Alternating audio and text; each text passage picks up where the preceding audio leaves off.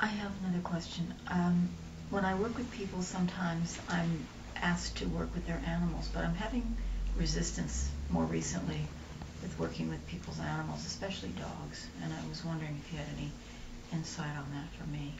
I'm not sure if it's because it's just taking time away from working with people, or it's that the animals are taking on too much or something. I don't know.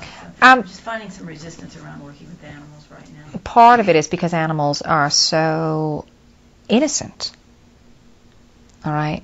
And when you see challenging thing happening to them, it's very hard. Your heart goes out to them, and part of it is it's very difficult to open up to that because you feel so much pain. It's much easier to work with people because, people create it for themselves. Animals also create it.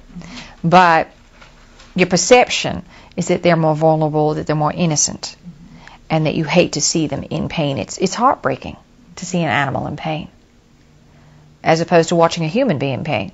How most of you feel about that? Your heart will break faster, or you will feel more sympathy for the animal than the person. So that's part of it.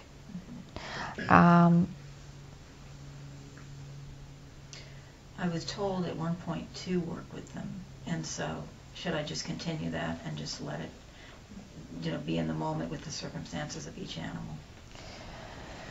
It's entirely up to you. You are not obligated to do that. Okay. You will feel like you're going to want to. As we give you this information, it's shifting your energetic field. As you know, that those animals are choosing and making that choice to be there so that they too can learn lessons. They're just choosing a different form. They're not the dominant species on the planet, but they are still connected to the records of the planet. They're still connected to other star systems. They are choosing to be here to co-create with us, with you. And that will help shift your perspective as you work with them. You can think of them as little ETs. If you think of working with an extraterrestrial, what would it be like to work with a gray? What would it be like to work with a cat? It's not really any different.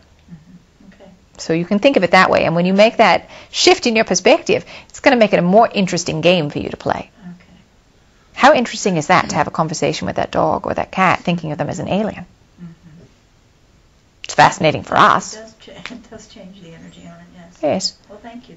That does help. They've got a lot to say. Yes, they do. So, think of it that way. Okay. And ask them why they chose this planet and what other planets they've been to. Ask them about their genetic line. Because Earth is very special. It was seeded with genetic material from thousands upon thousands upon thousands of worlds. Think about all the different life forms you have on this planet. And there are planets where those are the dominant species. All right, so here they are, this giant melting pot, so that they can be a part of this grand healing that's going on, of learning how to find unconditional love. They're still tapped into that energy, although they may not be a direct participant in the way that you are.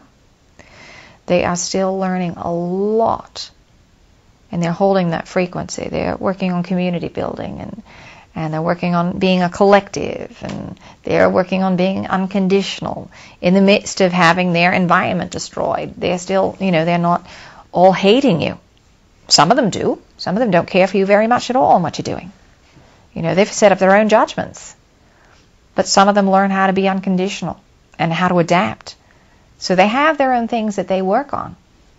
So these are some interesting questions you can now ask.